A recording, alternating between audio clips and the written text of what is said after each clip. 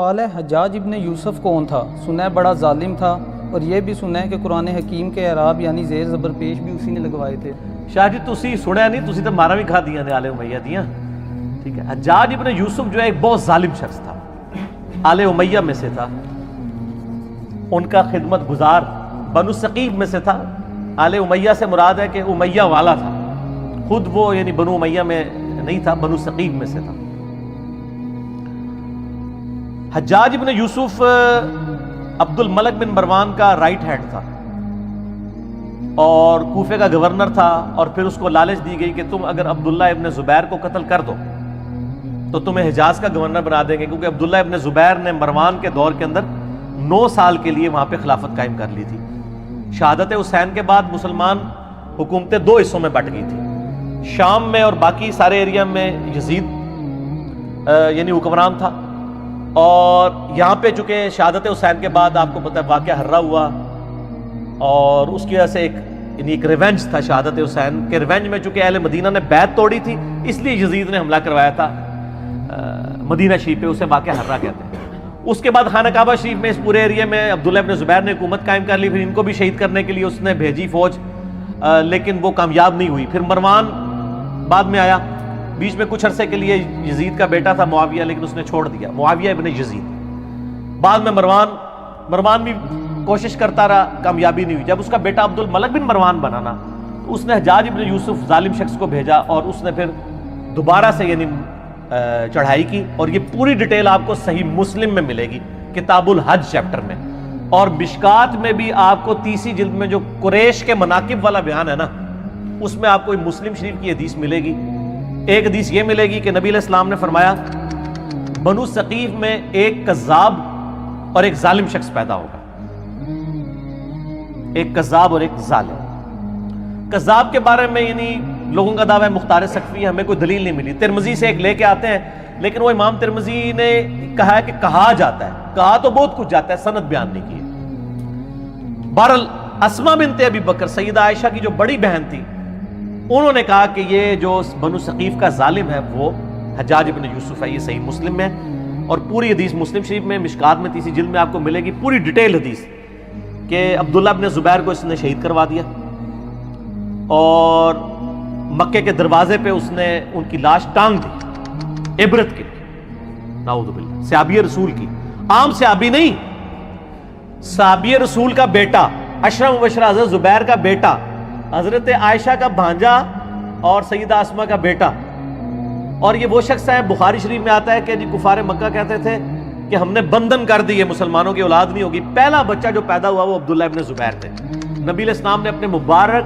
ہاتھوں سے ان کو گھٹی دی تھی کھجور کی، یہ گھٹی دینا بھی سنت ہے، صحیح بخاری میں آتا ہے، یہ عام بندہ نہیں۔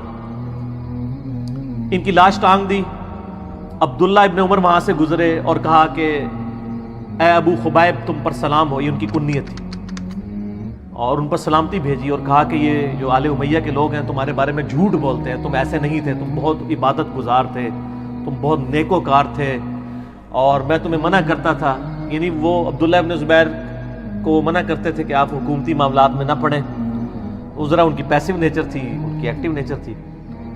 تو بہرحال یہ وہ پڑھ کے چلے گئے وہاں سے، تو بعد میں حجاج بن یوسف کو کسی نے بتایا کہ عبداللہ بن عمر نے تو بڑے تعریفی کلمات، یہ لادہ بات ہے، حجاج بن یوسف نے بعد میں عبداللہ بن عمر کو بھی قتل کروا دیا۔ آل امیہ نے کسی کو نہیں چھوڑا، جو ان کے حاکم میں بھی تھے ان کو بھی شہید کروایا، یہ بھی صحیح بخاری میں آتا ہے حج والے چیپٹر میں، کہ حجاج بن یوسف تیمارداری کے لیے آیا عبداللہ بن عمر کی، کہا کہ مجھے پتہ چل دینا آپ کو کس نے مروایا ہے، یعنی وہ زہر آلود نیزہ مار دیا گیا تھا حج کے دوران، کیونکہ امیر حج یہ ہوتے تھے، تو گورنر وہ تھا، وہ کہتا تھا منو امیر حج کیوں نہیں بنا دے، ٹھیک ہے، تو عبداللہ بن عمر کیوں امیر حج ہوتے ہیں؟ تو عبداللہ بن عمر نے فرمایا میرا قاتل وہ ہے جس نے احرام کی حالت میں آلات جنگ لانے کی اجازت دی ہے، یعنی تو اب ڈائریکٹ تو نہیں کہہ سکتے تھے نا، ظالم آدمی تھا، تقیۃ نہیں انہوں نے ایک بات کی، میسج کنوے کر دیا۔ تو وہ مسلم شریف کی اس حدیث میں آتا ہے کہ جب وہ عبداللہ بن عمر چلے گئے تو حجاج بن یوسف کو کسی نے بتایا، تو اس نے پھر کہا کہ ٹھیک ہے عبداللہ بن زبیر کی لاش اتار کے یہودیوں کے قبرستان میں پھینک دو۔ یہ وہ لوگ ہیں سر، یہاں لوگ آل امیہ کانفرنسز کروا رہے ہیں، یہ صحابہ کی لاشوں کو ان لوگوں نے، یہ مسلم شریف ہے سر، یہ موضوعات شریف نہیں ہے، یا یہ تاریخ شریف نہیں ہے آل امیہ اور آل عباس کی لکھوائی بھی، یہودیوں کے قبرستان میں لاش پھینک دی اور پھر یہ کہا کہ اس کی ماں کو بالوں سے گھسیٹ کے میرے پاس لے کے آؤ. یہ مسلم شریف کے الفاظ ہیں. اور ماں کون؟ حضرت عائشہ کی بڑی بہن اسماء بنت ابی بکر.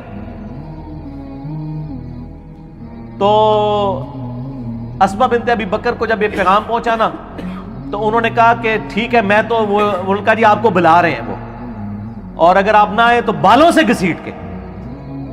بولے اعوذ باللہ. تو اسماء نے کہا ٹھیک ہے پھر مجھے بالوں سے گھسیٹ کے لے کے جاؤ, میں نے تو نہیں جانا.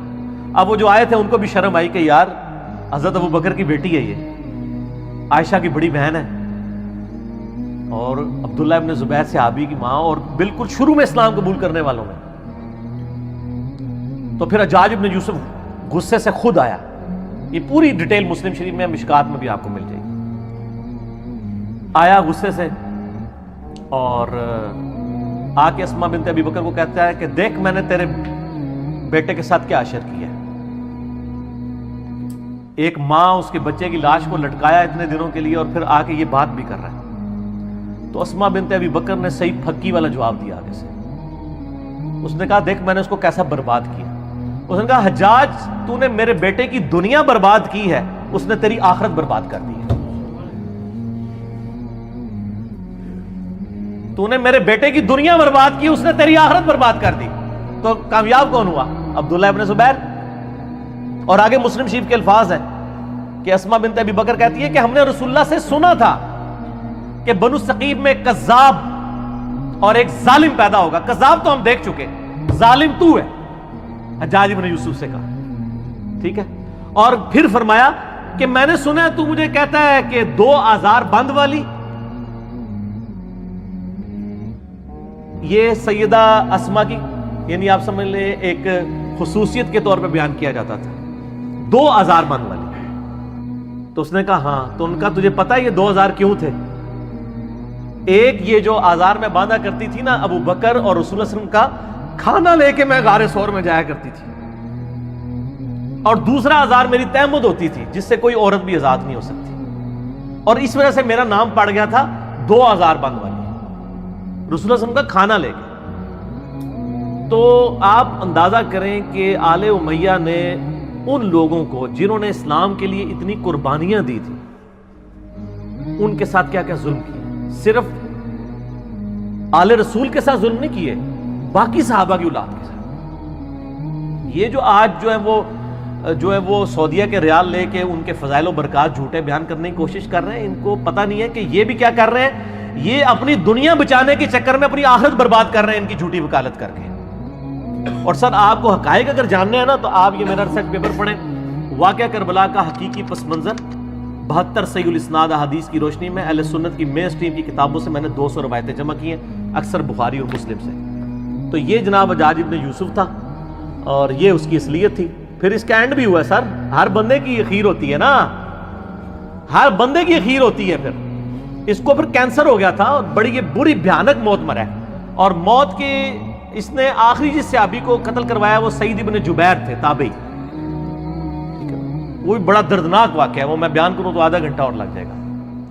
اس کے بعد پھر وہ کسی پہ قادر نہیں ہوا قتل کرنے میں, اور پھر بعد میں لوگوں نے خواب میں دیکھا ہے, ان کا مجھے روزانہ ہر شخص کے بدلے میں 1 دفعہ قتل کیا جاتا ہے, اور اس کے بارے اس سعید ابن جبیر کو قتل کرنے کے بدلے میں 100 دفعہ قتل کیا جاتا ہے جو میں نے اس کے ساتھ ظلم کیا تھا. وہ بھی شیان علی میں سے تھے, خیر التابعین ہے سعید ابن جبیر رضی اللہ تعالیٰ عنہ, عبداللہ ابن عباس کے شاگرد.